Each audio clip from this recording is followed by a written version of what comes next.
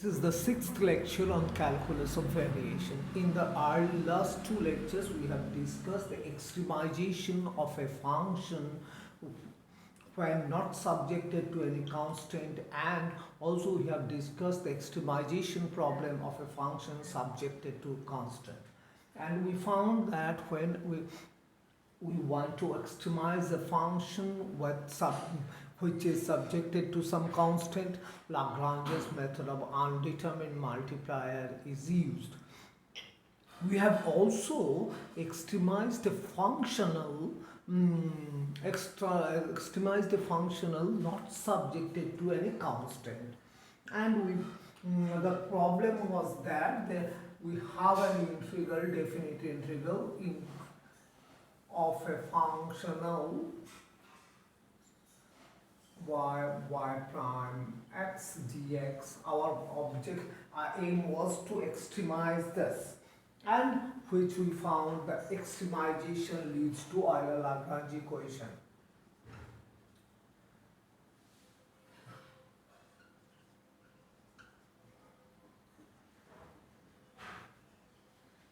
Leads to dx of del f or the different versions of it. Today we shall discuss the extremization of a functional which is subject to some constraint. That is, our aim is to extremize a functional subjected to some constraint.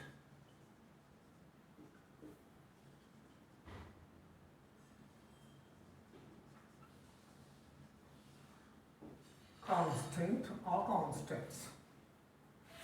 As for example, our aim is to maximize this which is being subjected to a condition like this: y prime x dx integrated from 1 to 2. So this integral has a specific value and a fixed value, and we are to extremize j so that it abides by this condition. So again, if we take the differential change in this is 0 always, because we have this value constant. This integral I is a constant, so its differential is all 0 always. But delta j will be 0 for a particular dependence of y on x. And so delta j will be 0 only for extremization. Case. This case is similar to the situation we have discussed in connection with the function. In that case, if we could extremize f and the value df is 0 only at the stationary points. On the other hand, the equation of constraints, if they are given by g of x's, that dg is 0 always. Keeping this in mind, we define another functional h such that it is j plus lambda I. So if we write it in integral form, it is integration from x1 to x2 f of y prime x plus lambda g of y prime x dx. We write it in a shorthand notation as this: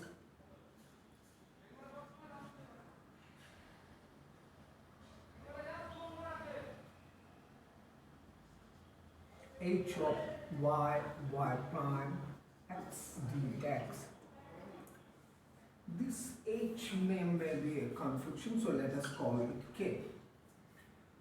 So our problem is to extremize H without any constant. So as per Lagrange, where lambda is the Lagrange's undetermined multiplier, so the condition that extremization of J subject to the fixed value of I simply reduces to get the extremized value of K, and which leads to the Euler-Lagrange equation in terms of H, that is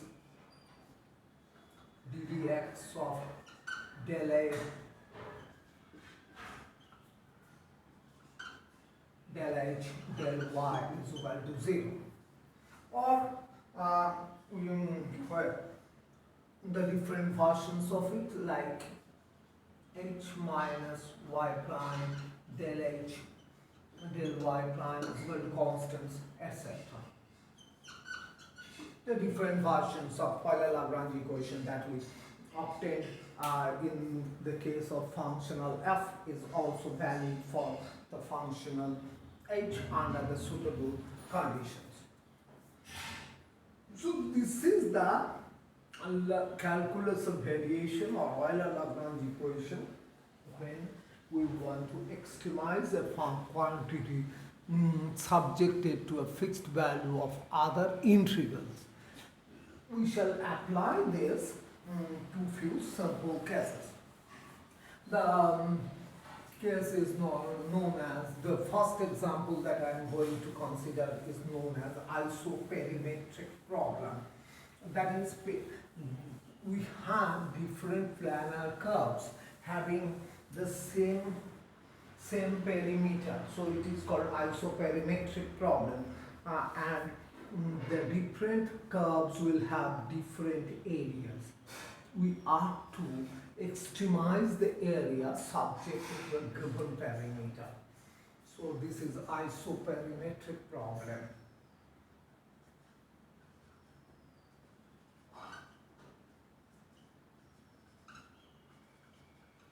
The basic problem is to extremize area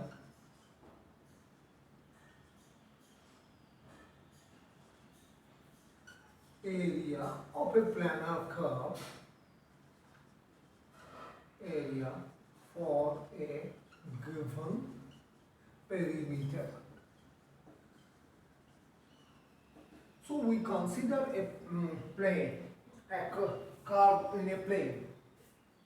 So we have a curve on a plane, and if we consider that this is the position vector r at a point and this is the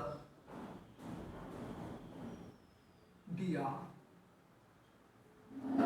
So the area is given by area dA, elementary area that is swept out by the vector r, and dr is given by half r cos dr. If we consider the plane to lie in xy plane, then its z component, which we call the assembly, is half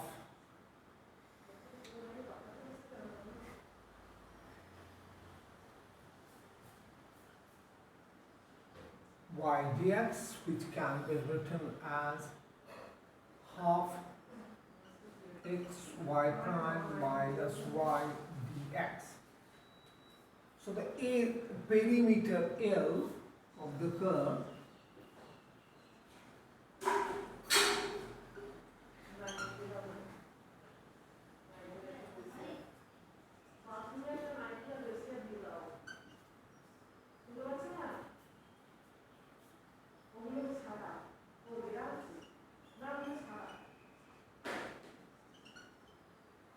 this is the equation of constant. So we identify that G is equal to half x y prime minus y. This is the equation of constant. And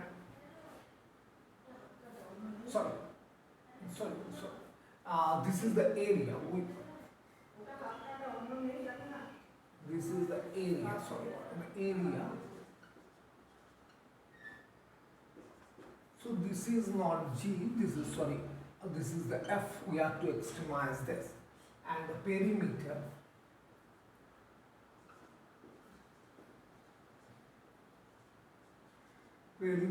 L is integration. Here we have considered the contour integration C, where C is this curve. This is 1 plus y prime square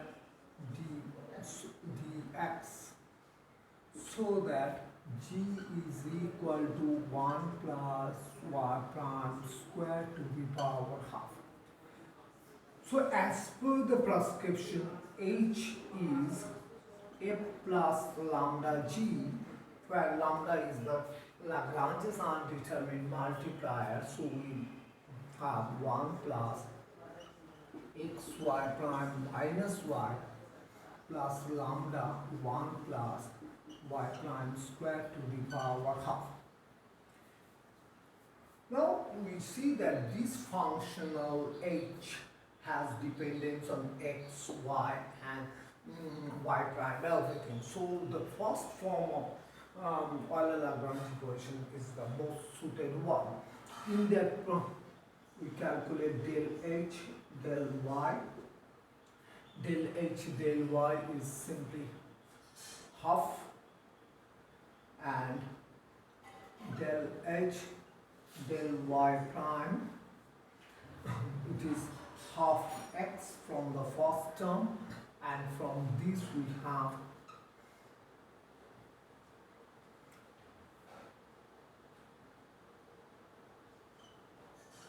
lambda y prime by 1 plus y prime square to the power half.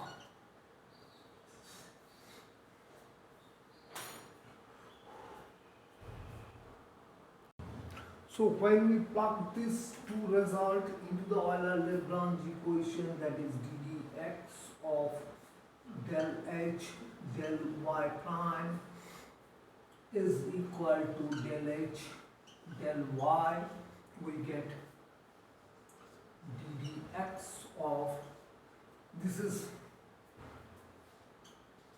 half x plus lambda y prime 1 plus y prime square is equal to minus half. Is equal to half.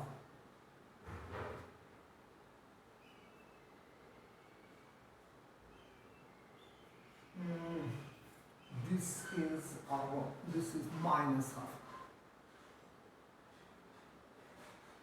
This is minus half. So this is minus half. If we differentiate this, the first term gives half. When it is taken to the other side, it is minus half. So the equation is ddx of lambda y prime 1 plus y prime square is equal to minus 1. On integrating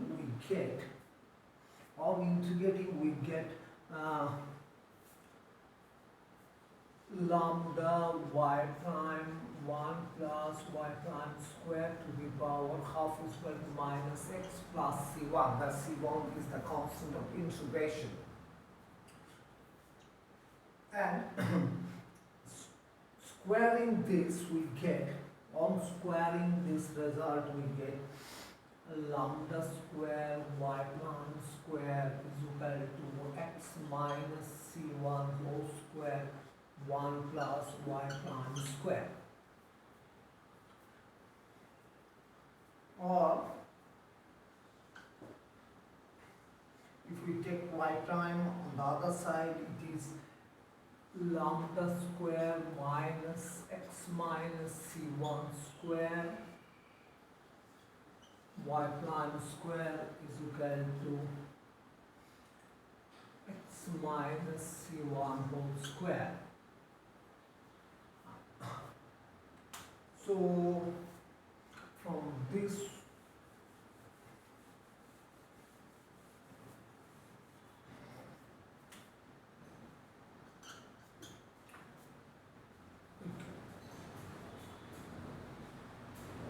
y prime is equal to dy dx is equal to taking the square root, so on x minus c1, and the denominator we have lambda square minus x minus c1 whole square under root, or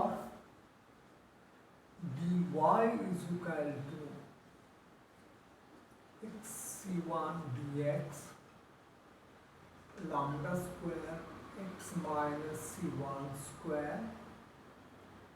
Thus, on integrating we get y is equal to x minus c1 dx lambda square x minus c1 whole square plus some constant c2. Now,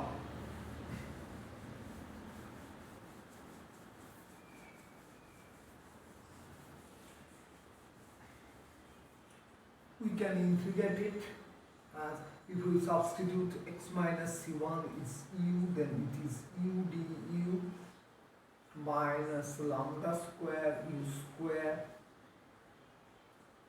plus c2, where e is equal to x minus c1, and then we write it as v, so it is minus v dv by v, where plus c2, where v is equal to lambda square minus u square is equal to lambda square minus x minus c1 square under root. So the result is minus p c1. So this is equal to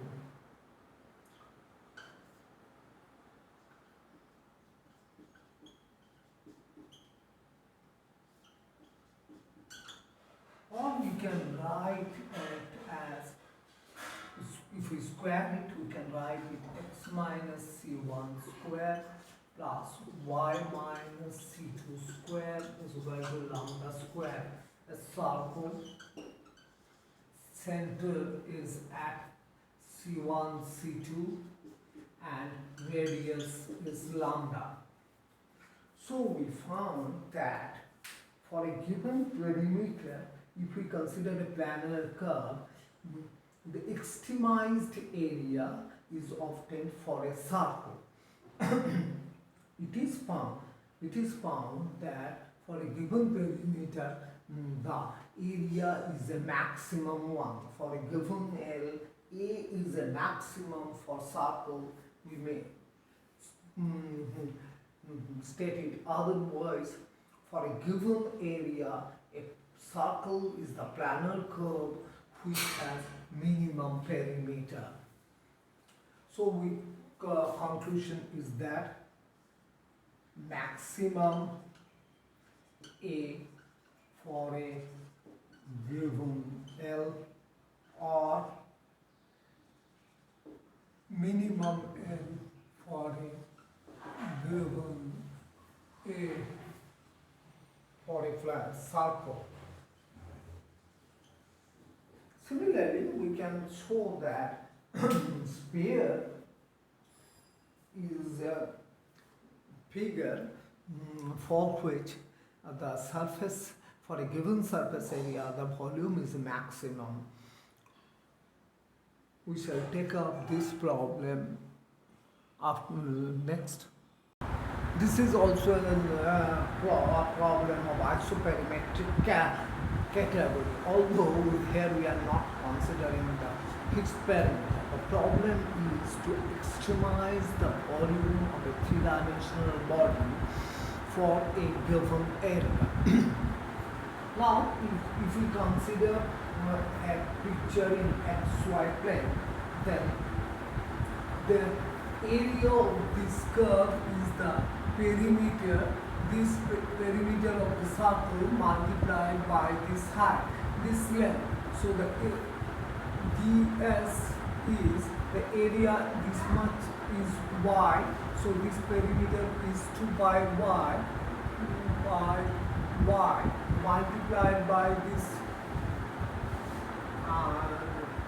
let us call it a, times ds, where ds is the arc length. So this is the arc length, elementary arc length. So if we write ds in terms of this is 1 plus y prime squared to the power of s. So this is the condition. And if we consider the elementary volume dv, it is the area of this circle. This is pi y squared minus times the height x. This height. Actually, this is the first term-like structure we have assumed. So our problem is to extremize P subject to a fixed value of A. So we identify F to be pi y squared pi y squared, and we identify G as 2 pi by 1 plus y times square to the power half. We just neglect the pi part. So we define h, which excludes pi, the constant part pi, y prime plus 2 y square plus 2y 1 plus y prime square to the power half. So we know that this h does not depend on x. So we calculate del h del y prime. Del h del y prime is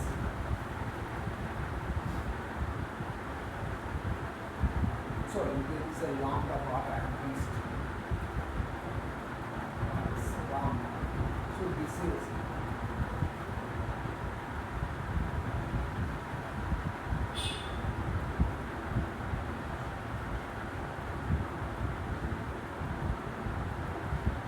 del h del y prime.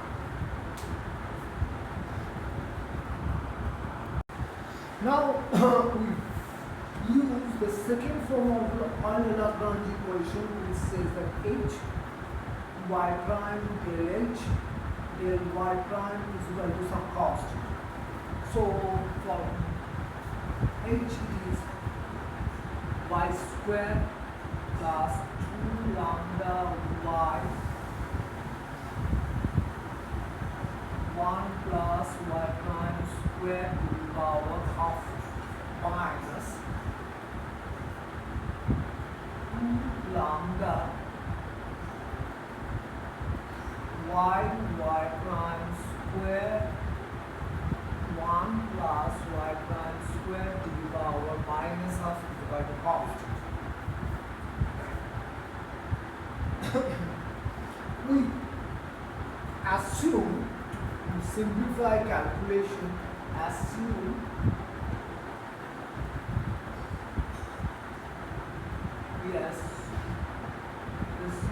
that the figure passes through 0, 0 is a point on the figure.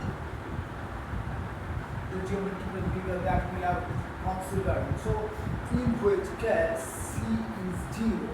This simplifies simply the calculation. Nothing else. So we can couple these two terms and we have y is there, so 1y goes, so this is y plus 2 lambda, and if we take 1 plus y prime square in the LCM in the denominator, then this is 1 plus, this is the simplified result. So lambda is there, y prime y is not there, so here 1 plus y prime square. This is the result. Now not set y to 0 while c to 0, the result will be unnecessarily a bit complicated, nothing else. Now from here we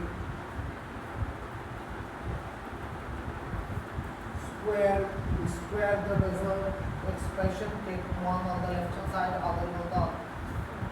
So this is y square is equal to 4 lambda square 1 plus y prime square, or 1 plus y prime square is equal to 4 lambda square by y square, or y prime is equal to y dx, dy dx is equal to 4 lambda square minus y square by, or we get dx is equal to y dy upon 4 lambda square y square, or integrating we get x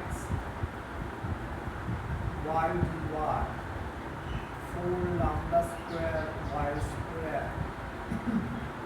y square plus some constant c2. If we consider this to be u, then this in the denominator it is minus u by u plus c2, where we have chosen u to be 4 lambda square minus y square, u square is what? So this is minus 4 lambda square minus y square plus 2, or x minus c2 square is equal to 4 lambda square plus y square, or x minus c2 square, sorry, this is minus,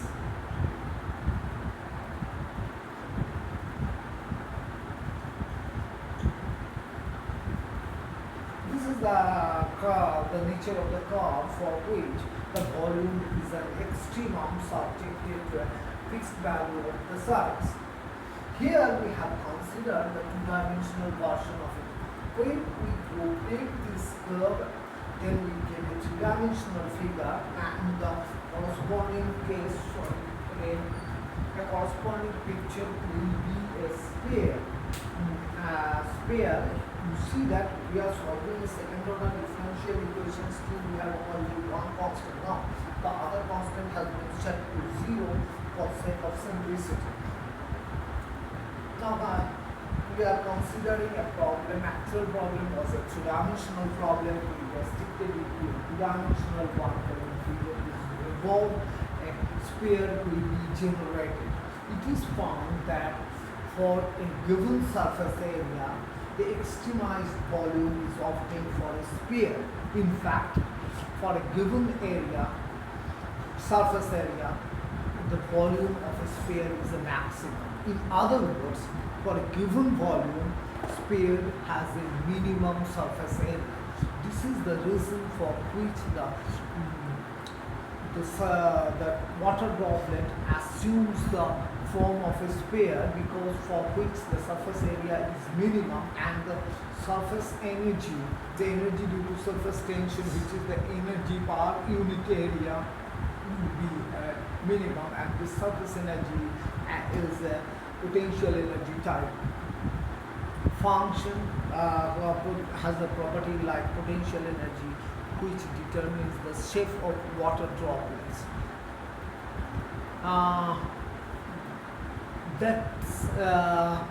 With this introduction to the calculation of variation, when there are imposed condition or the constraint, we shall we shall step into the Lagrangian mechanics, and we shall discuss Lagrangian mechanics under constraints. To be specific, we shall consider Lagrangian mechanics for non-holonomic system where the constant can be expressed in the differential form.